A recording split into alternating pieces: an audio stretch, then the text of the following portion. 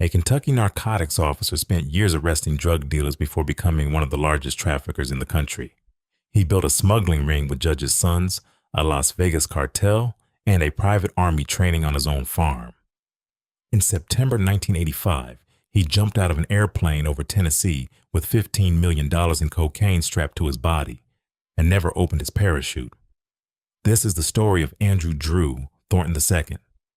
An 85-year-old retired engineer named Fred Myers woke on the morning of September 11th, 1985, to find a man's body lying in the gravel driveway of his home outside Knoxville, Tennessee. The man was dressed in combat fatigues and expensive Italian shoes, with a parachute still tangled around him. The first Knoxville police on the scene, Lieutenant Jerry Day, said of the incident, "The dispatch called us and said we have a dead body and has a parachute attached to it, and it appears this individual has died from a fall." Officers assumed they were looking at the remains of a nighttime skydiving accident, but it soon became clear that wasn't the case.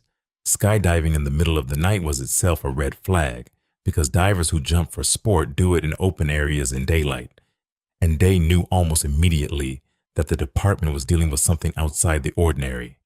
The condition of the body only deepened the confusion. Officers had expected to find a man torn apart by the force of a fatal fall.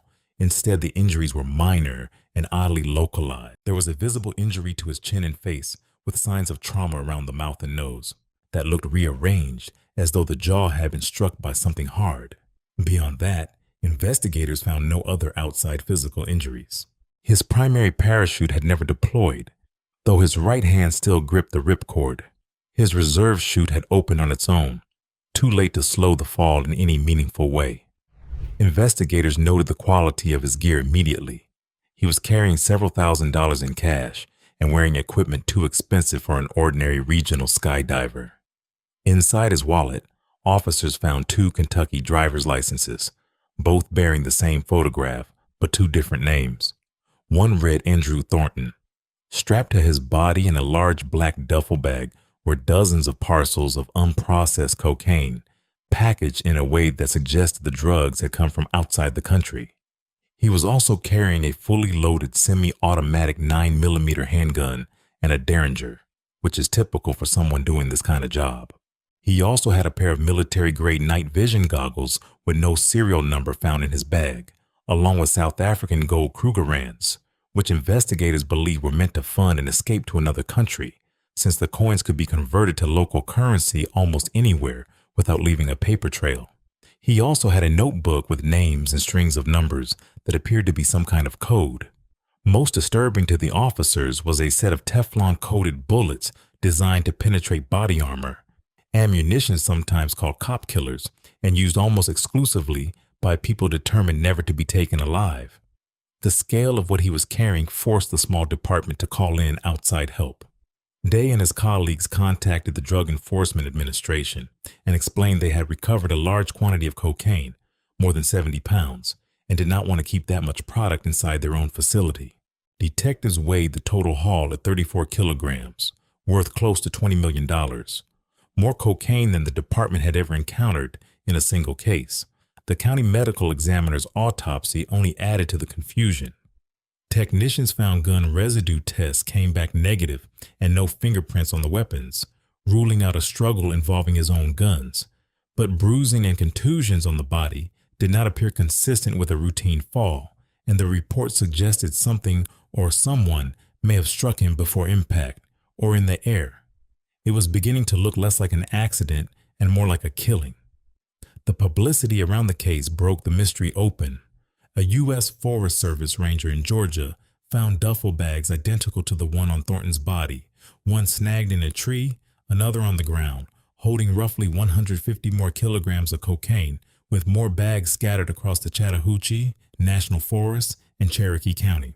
A maintenance worker at a small Knoxville airport came forward with a parachute, reserve chute, and green jumpsuit he had found hidden behind a building, suggesting a second jumper had survived and slipped away undetected. Days later, officials in North Carolina called Knoxville detectives about a plane wreck. A fisherman night fishing on a lake had watched a low-flying aircraft pass overhead before slamming into a mountainside. It took federal agents and Detective Day 5 hours to hike into the crash site, where sheared trees and scattered wreckage told him immediately that the impact had been severe. The plane had almost no fuel left, no luggage, no flight documents, and most of its seats stripped out, standard procedure on a drug-running aircraft. The tail number matched a key recovered from the dead man's body. Fingerprints eventually confirmed his identity.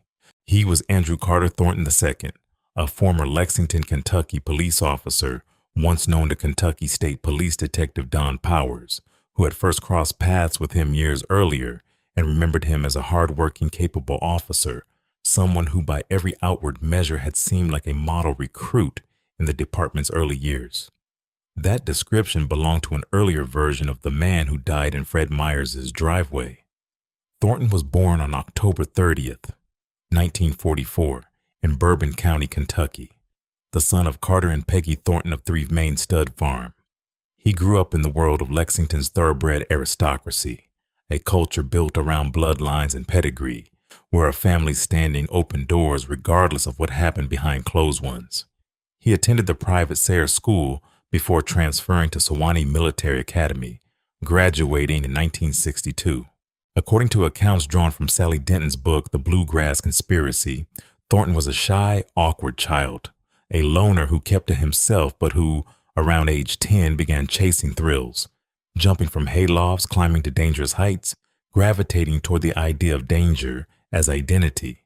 One story from that period, recounted in Denton's book, describes him jumping from a barn loft wearing nothing but a homemade Superman cape, an early and almost literal illustration of the fantasy of invincibility that would define the rest of his life.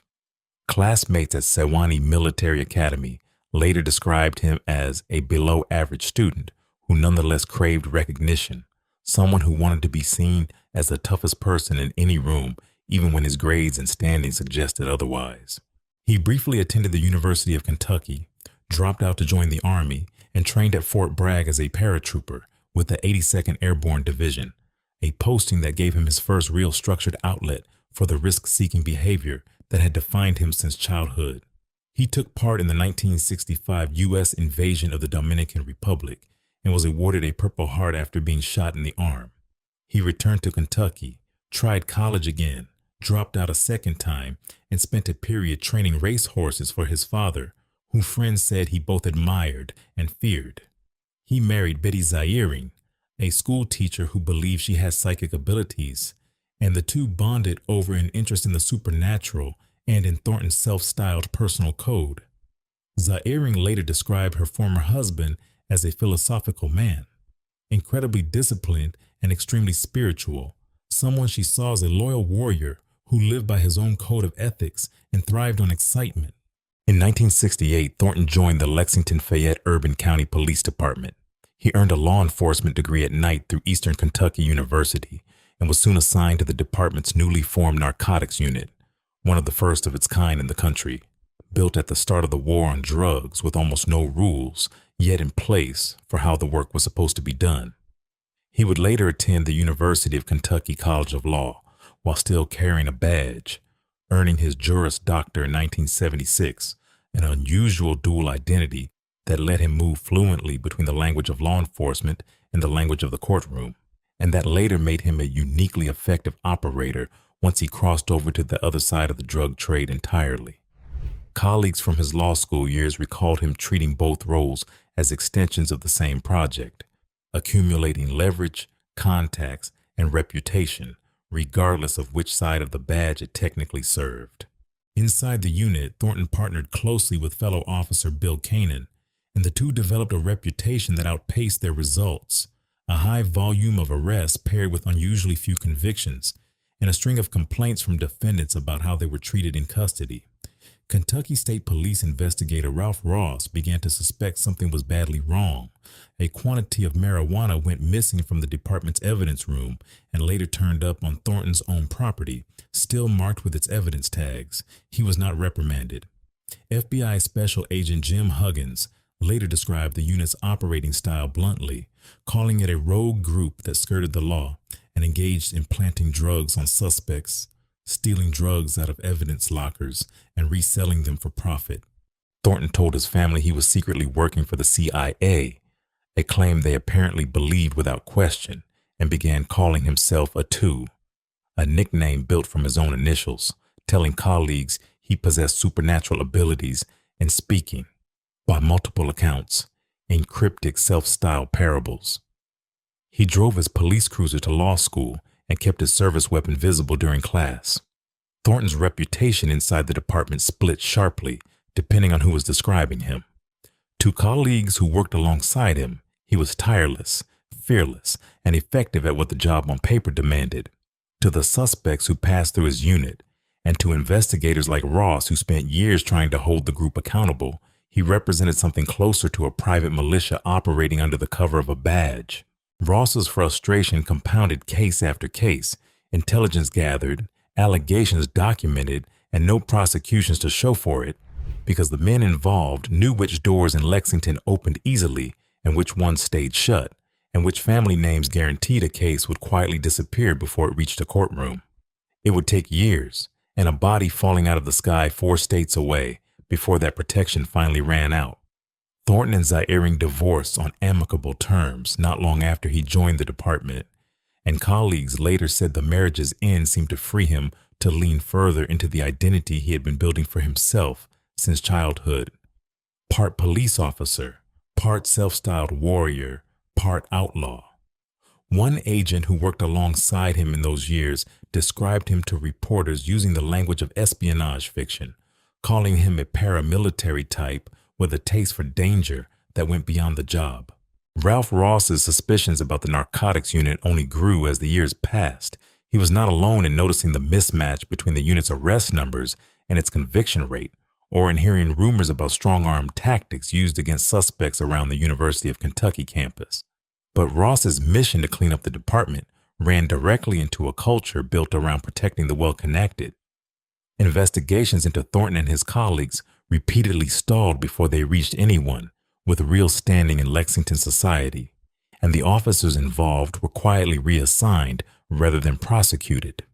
By 1977, Thornton resigned from the department to practice law, and increasingly to run drugs full-time. What had started as a corrupt narcotics officer skimming profit off his own bus was about to become something far larger. A smuggling operation with international reach, built on the same social connections, the same institutional protection, and the same appetite for risk that had defined him since he was a boy jumping from a hayloft in the Cape. A private fantasy of invincibility about to be tested against federal law enforcement on a national scale. Thornton and Bradley Bryant, his old classmate from military school, formalized their partnership under the name Executive Protection, a company they claimed offered personal security services to wealthy clients. In practice, investigators came to believe it was a front for a much larger operation. Bryant handled the business side, cultivating contacts and organizing personnel, while Thornton ran the physical operation: aircraft, weapons, training. The two men split the work along lines that mirrored their personalities. Bryant, the polished operator with connections in Las Vegas and Philadelphia society, and Thornton, the daredevil who wanted the guns, the planes, and the parachute jumps. Federal prosecutor Brian Layton later summarized what made the partnership dangerous, describing both men as talented and impressive in their own right, and noting that had they put those talents toward legitimate ends, there was no telling what they might have accomplished instead. Alongside former narcotics colleague Henry Vance, who has since taken a position at the Kentucky Capitol and could pass along warnings about pending investigations, the group referred to themselves simply as the Company. Kentucky State Police Lieutenant Don Powers described how the group's reach expanded far beyond what anyone initially suspected, growing from a small circle of contacts into a web that stretched across different crimes, different people, different states, and different countries. Thornton owned roughly 70 acres of rural property along the Kentucky River that he and his associates called the Triad. Neighbors reported small aircraft dropping duffel bags onto the land at night and men in camouflage moving through the property, sometimes to the sound of gunfire. Kentucky State Police believed the site was being used as a training ground, possibly for mercenaries, with Detective Don Powers describing it as something resembling a paramilitary encampment. Signs posted around the property warned trespassers that entering could be hazardous to their health. When Ralph Ross tried to fly over the property to take aerial photographs, he received a message passed through a Lexington police sergeant. If state police flew over the Triad again, their planes would be shot down. The threat came not from an anonymous outsider, but through official police channels, underscoring just how deeply Thornton's old department connections still ran even after he had left the force. Lexington Police Detective John Bizjack later confirmed the property was linked to Thornton and Canaan, and that there were accusations of paramilitary-style training taking place there. Thornton hosted lavish gatherings at the property that his circle nicknamed Boogies, where FBI records indicate he shared substantial quantities of cocaine obtained through his cartel connections with a rotating circle of friends and hangers-on.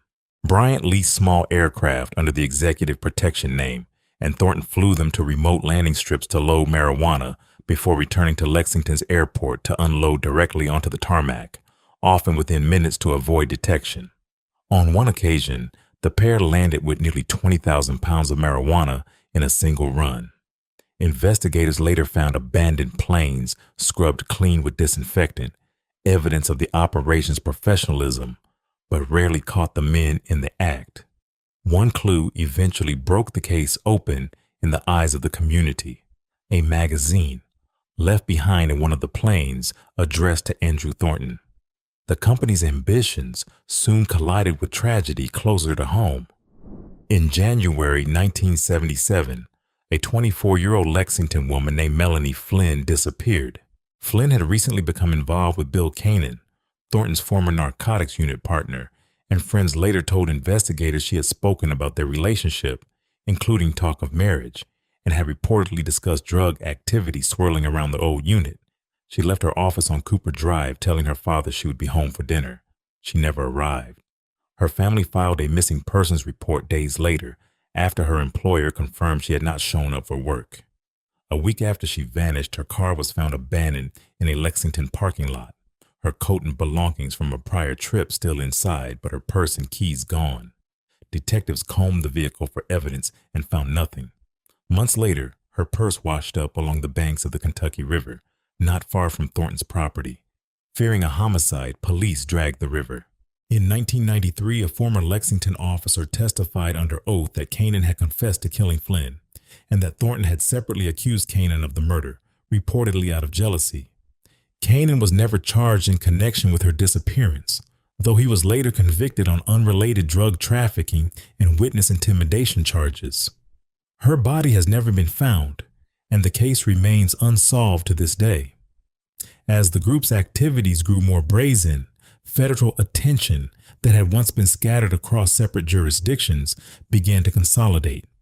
What had been individual investigations by different U.S. attorneys' offices in different states slowly merged into something closer to a coordinated task force, pulling in the FBI, the DEA, and state police from Kentucky, Texas, Nevada, and Florida. The company had relied for years on a scattered, uncoordinated federal response and on friendly contacts inside individual agencies who could slow or redirect investigations. As more offices began comparing notes, that protection became harder to maintain. Every new indictment against one member of the group produced new informants willing to trade information about the others, and the web of names investigators had spent years assembling began, for the first time, to hold together in court. The company's ambitions soon outgrew marijuana entirely. Bryant developed a relationship with a group of Las Vegas and El Paso figures built around brothers Jimmy and Lee Chagra, described by federal agents as two of the most fearless and dangerous drug traffickers operating in the country, with direct ties to Colombia's Medellin cartel. Lee, known by the nickname F. Lee in his hometown, was a prominent defense attorney who built his career defending drug dealers. His brother Jimmy was a high-stakes gambler currently out on bail awaiting trial on drug trafficking charges. Bryant saw an opportunity to merge operations and pushed hard to deepen the alliance, despite Thornton's open reservations about working so closely with a group already under heavy federal investigation. In December 1978, Lee Chagra was shot to death in his El Paso office. Jimmy called on Bryant for protection, and the company agreed to beef up security at his Las Vegas home, seeing it as a chance to move in on the Chagra empire. Jimmy Chagra's own legal troubles were mounting. He was arrested in San Antonio, Texas, and charged with importing marijuana and cocaine from Colombia. His trial was set to open before U.S. District Judge John H. Wood, Jr., a jurist known throughout the region for being unusually harsh in drug cases. On May 29, 1979, the first day of Chagra's trial, Judge Wood was shot and killed outside his home as his wife listened from inside. The first assassination of a sitting federal judge in the United States in nearly 100 years. The killer, contract shooter Charles Harrelson, father of actor Woody Harrelson, was eventually captured and convicted for the murder. Chagra was convicted on the underlying drug charges, but fled the country before sentencing. FBI agent Jim Huggins later reflected on what the killing revealed about the company's world, saying it showed just how far these individuals were willing to go and that they would stop at nothing to keep their operation running. With federal pressure mounting, Bryant needed a new way to fund the group's growing appetite for Colombian cocaine, since Colombian suppliers no longer trusted the company enough to extend credit. Investigators learned Bryant had left an associate behind in Colombia as human collateral on one unpaid shipment, a debt only settled once the drugs made it into the country and payment was made. Bryant found a cheaper solution: military hardware.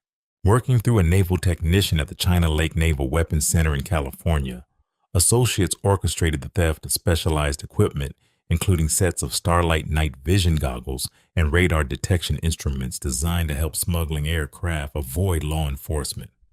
Federal prosecutor Brian Layton later explained the logic behind the scheme. Stolen military equipment was cheaper to obtain than cash, and Colombian suppliers, flush with money already, prized the gadgets more than the payment itself.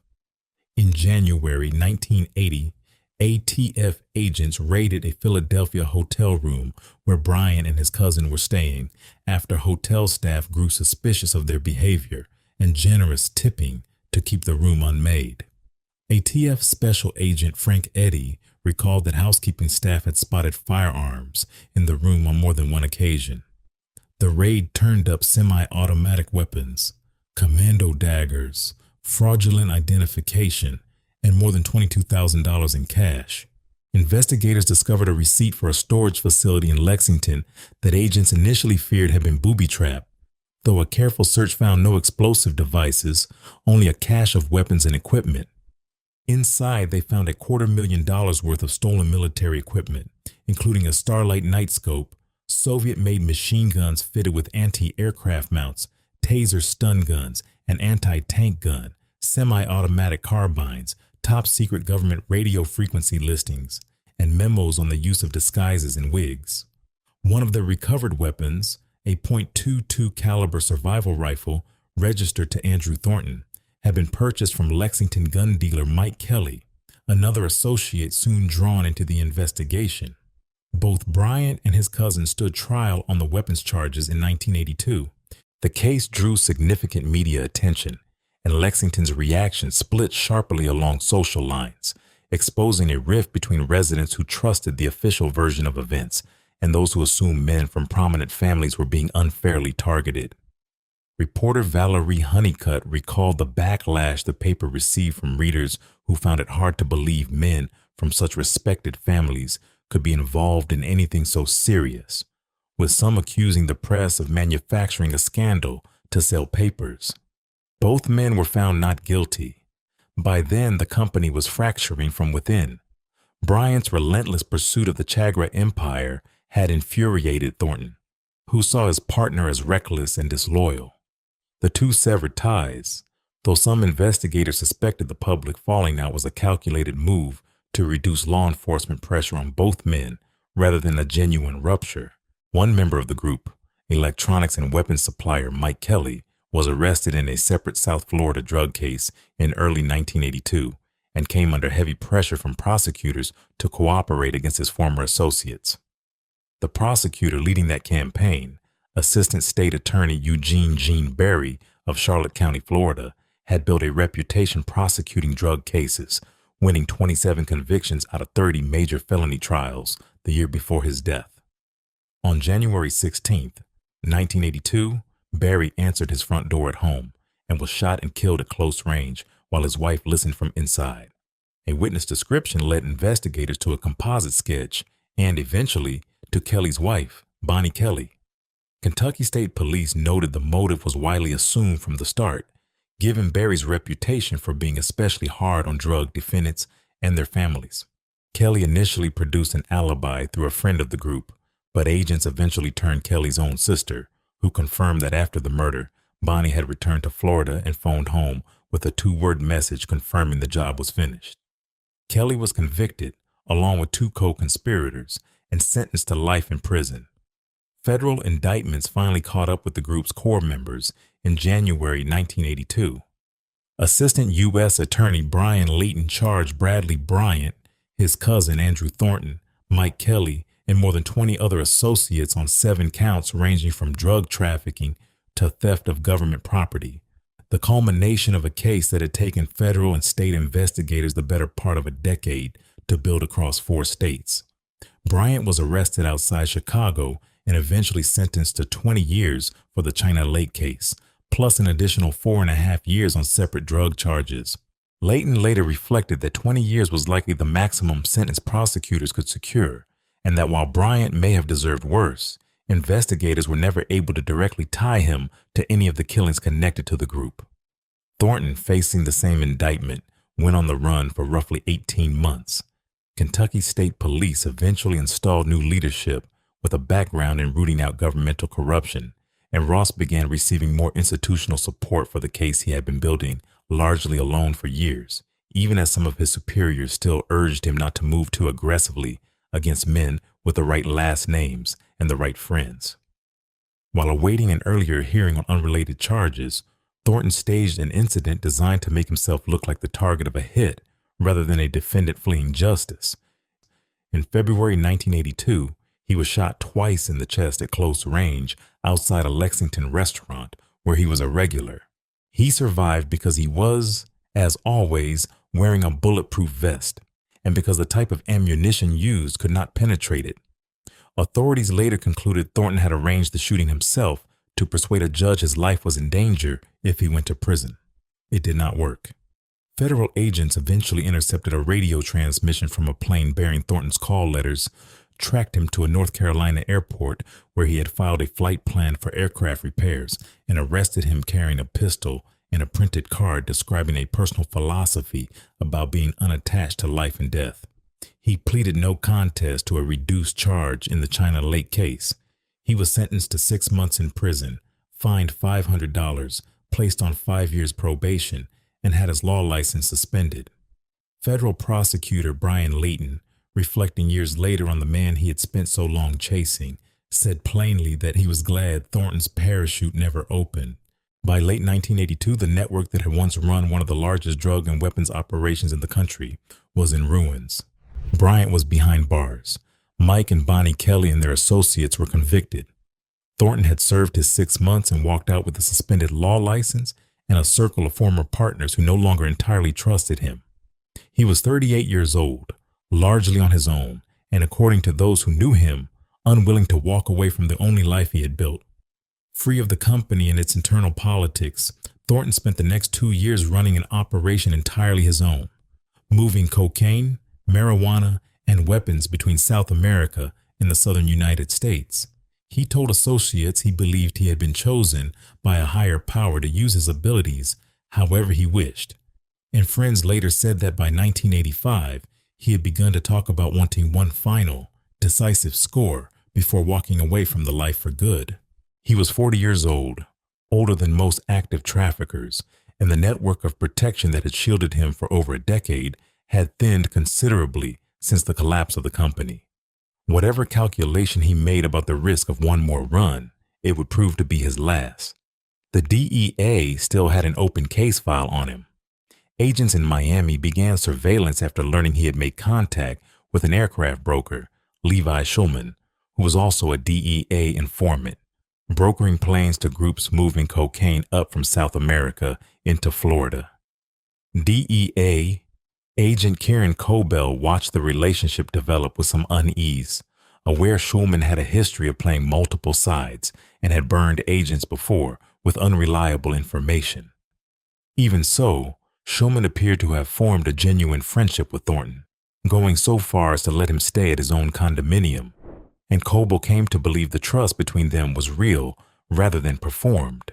Coble and his partner conducted rolling surveillance on Thornton's movements along Miami's Palmetto Expressway, splitting up and communicating by radio, trading updates on his position as he moved between exits.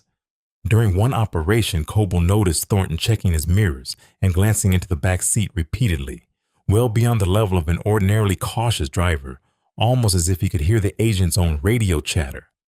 Thornton exited the highway and vanished before agents could reposition. Schulman later confirmed Thornton had a police scanner in the car and had likely intercepted the agent's own radio traffic, a detail that unsettled Coble more than he initially let on. Coble would later describe how difficult it became to investigate someone with Thornton's background, since a former narcotics officer already knew every step a surveillance team was likely to take and could anticipate countermeasures most ordinary targets never considered. The next contact Coble had concerning Thornton came only after his death, when Schulman admitted he had quietly arranged a plane for Thornton's final run and never warned the DEA it was happening. On the night of September 10th, 1985, Thornton took off from Kentucky aboard a twin-engine Cessna 404, accompanied by a friend, martial arts instructor and bodybuilder Bill Leonard, who had been told only that they were flying to the Bahamas for a business meeting and that Thornton needed someone to watch his back for a fee. Instead, the plane flew south to a remote strip in Colombia, where armed men helped load it with roughly 40 parcels of cocaine, packed into duffel bags with parachutes already attached. Leonard had never been told the true purpose of the trip and, by his own later account, realized only once armed men surrounded the aircraft on the ground exactly what he had agreed to. Thornton planned to drop several of the bags at prearranged points along the return flight path to be recovered later by ground crews.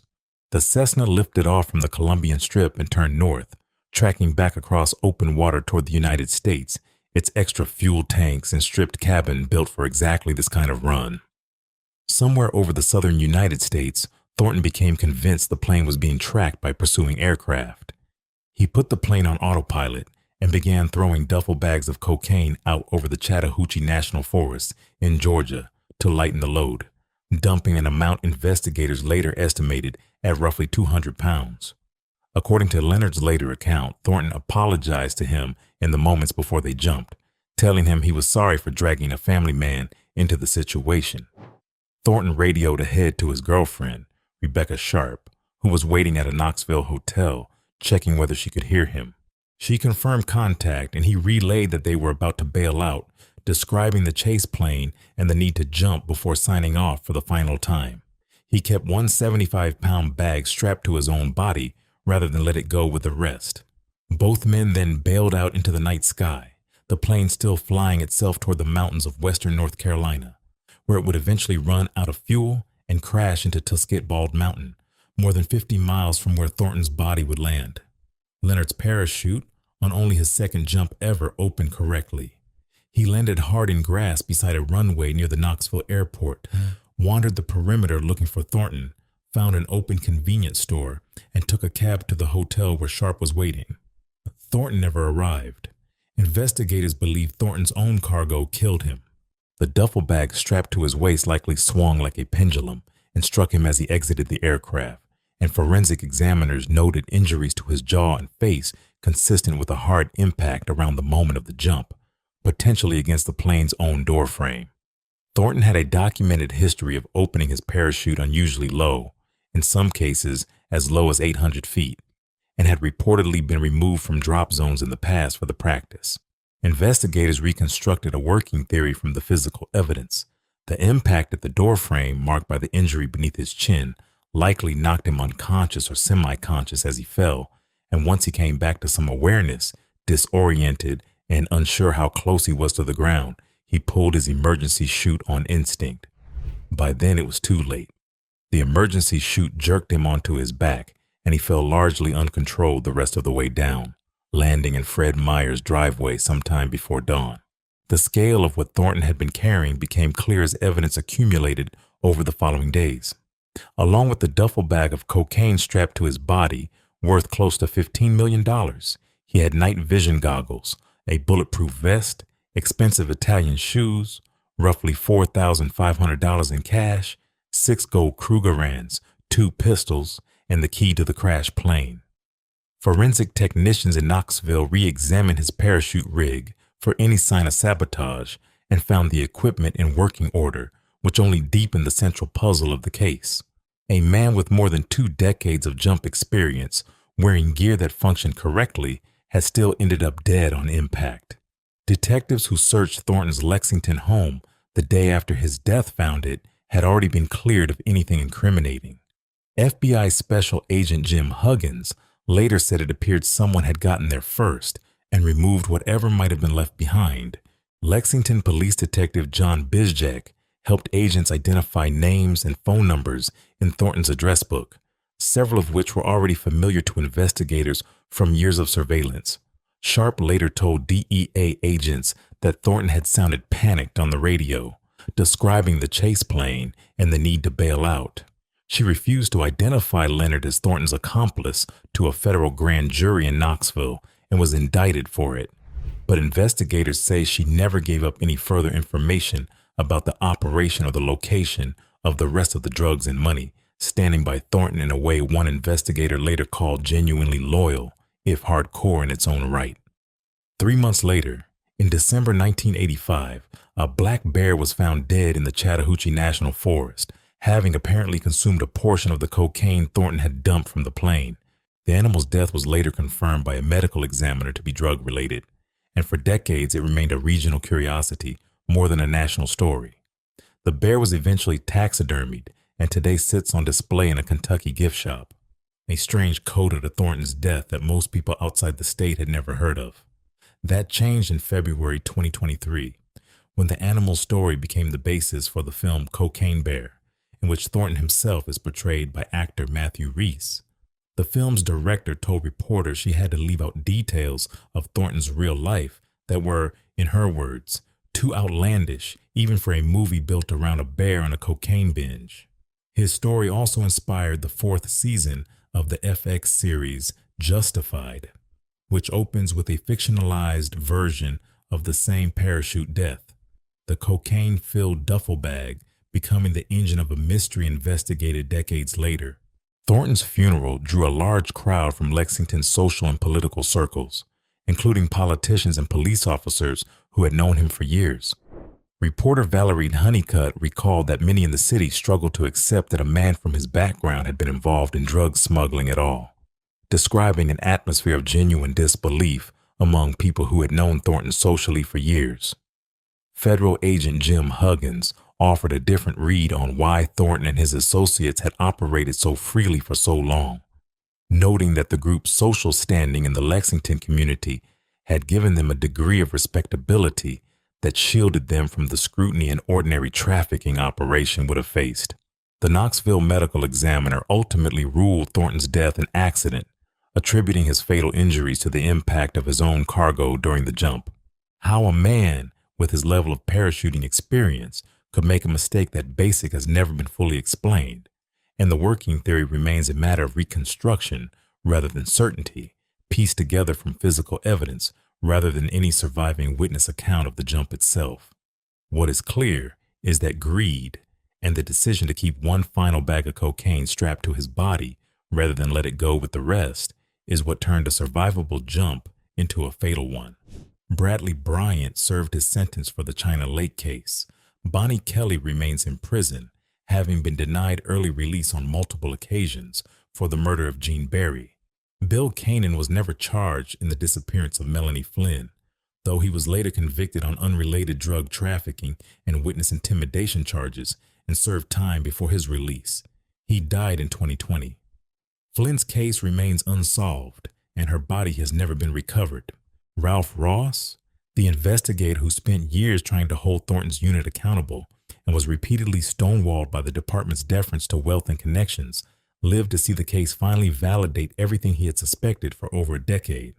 Though by the time it did, most of the men he had chased were dead, imprisoned, or scattered.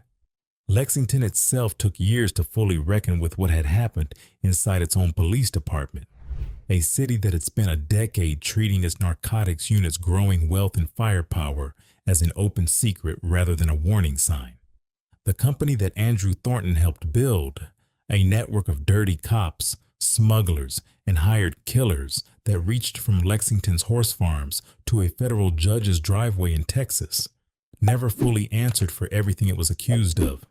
Its most visible architect answered for none of it. He died the way he had spent most of his adult life, mid-flight, moving fast and carrying more than he could safely hold on to.